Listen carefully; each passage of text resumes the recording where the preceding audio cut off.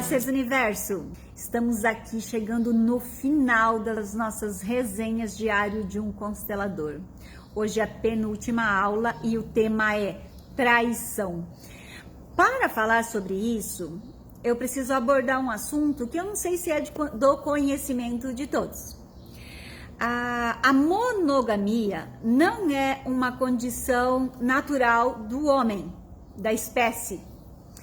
Ela foi imposta pela sociedade por vários fatores que vão de cunho religioso, econômico, que não vem ao caso aqui. O fato do homem não ser uma espécie monogâmica por condição natural não significa que ele não possa estabelecer, né, como já é de costume, uma relação monogâmica satisfatória. Isso tem muito a ver com o próprio desenvolvimento e a evolução, né? O autoconhecimento. O homem não precisa permanecer naquele instinto primitivo, né? Ele vai evoluindo e vai ver por condição, né? Que é melhor estabelecer uma relação saudável, monogâmica, porque se administra melhor a vida, né? Ele não precisa ficar lá naquele conceito pré-estabelecido, certo? E também deixar claro que a minha função aqui não é julgar certo ou errado, é apenas trazer um olhar do ponto de vista sistêmico, né? Então, para começar, eu vou falar uma frase aqui que Bert Helling, que é o fundador das constelações familiares sistêmicas, diz, e que eu vejo que tem muito a ver com as traições, né? Bert Helling diz que quando uma mulher, eu acredito que serve para a mulher ou homem, mas ele cita a mulher, que quando uma mulher tenta ensinar o parceiro como ser, como se comportar, como agir, ele vai procurar uma outra mulher que faça o papel da amante, da parceira. Isso tem muito a ver com a primeira lei. Lembra lá das leis que eu falei na primeira aula, né? Eu não vou voltar a explicar, porque senão o vídeo se alonga muito. Eu sugiro que você vai ver aquele vídeo se você não lembra as 3 principais leis sistêmicas.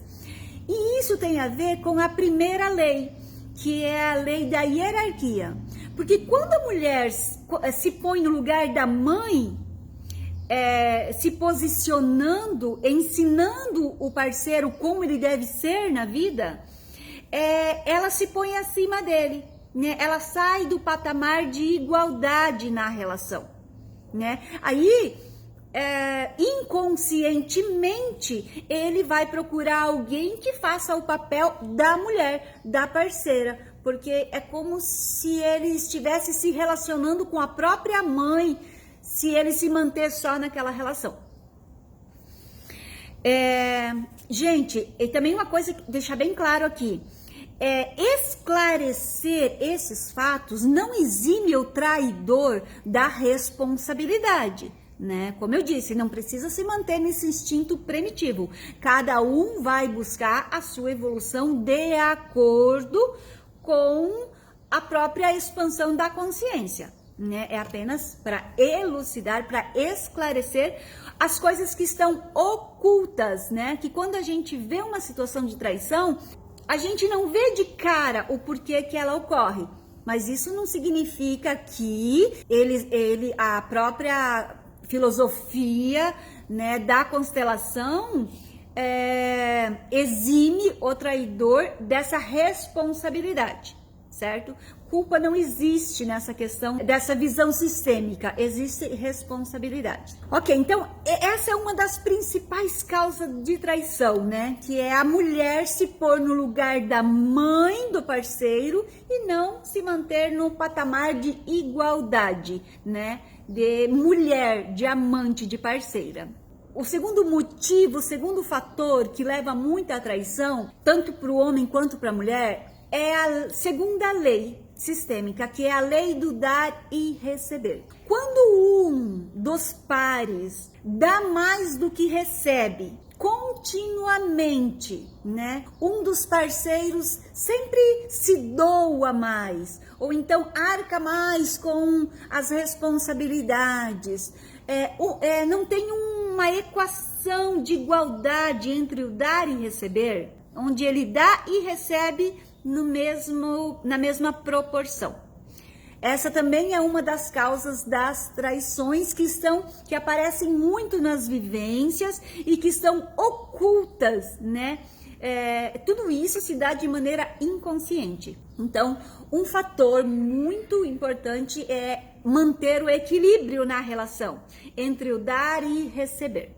Um outro fator bastante relevante tem a ver com a terceira lei, com uma das 3 leis, que é a terceira, que é a lei do pertencimento. E isso tem muito a ver com a família de origem do indivíduo, como ela vivenciou o relacionamento da mãe e o pai, também como foi esse triângulo mãe, pai e filho. Cada um fez o seu papel, cada um ficou no seu papel, ou houve interferência aí nos papéis. Uma coisa também bastante interessante nessa lei do pertencimento é se o indivíduo ele teve o desligamento saudável da família de origem para partir para uma nova família, ou se ainda ele está ligado demais com a mãe, né? Como se ele buscasse uma relação parecida com a relação que ele tem com a mãe. Também gera aí um mal-estar, né? E uma energia mal qualificada. Também, para quem teve relacionamentos importantes anteriores, se há esse desligamento tranquilo e acolhido no coração com o parceiro anterior, né? É interessante que a pessoa mantenha bem resolvido a relação anterior para que ela possa começar uma nova relação por inteiro. Também é importante. Essa questão também tem muito a ver com...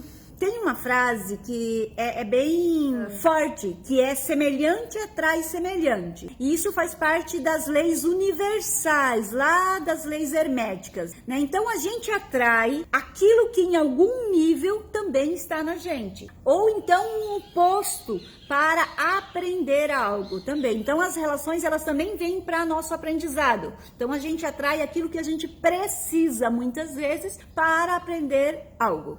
Concluindo aqui, como a gente pode fortalecer as relações, torná-las mais leves e mais saudáveis? Eu acredito que é sendo leais, trazendo esses assuntos que ficam meio velados, né? Para estudo, buscar conhecimento, entender as relações, manter as distâncias saudáveis necessárias, né? Então, o que é muito importante? Buscar ter uma independência emocional e até financeira, para não precisar se submeter a um relacionamento por conveniência ou por necessidade. É onde gera muito esses desequilíbrios, né? Onde há uma falta de amor genuíno e as pessoas estão ali se mantendo naquela relação por interesse,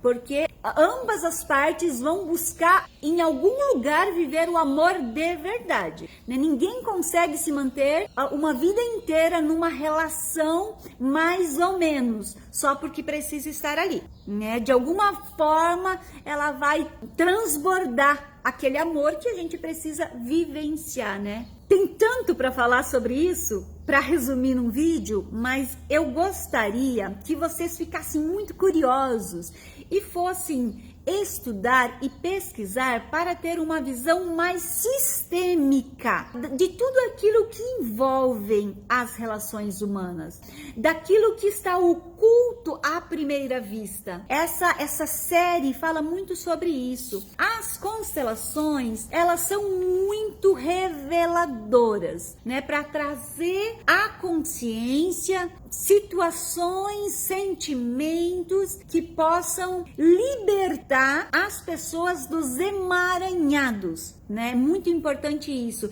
é viver com mais liberdade, poder acolher aquilo que foi como foi, para seguir em frente com mais leveza e clareza, certo? Eu espero ter ficado um pouco mais claro o porquê que nós somos geralmente responsáveis por 50% das traições às quais nós somos submetidos, em qualquer tipo de relação, conjugal, qualquer tipo de relacionamento, até de sociedade, ok? Beijos de luz e até a próxima aula.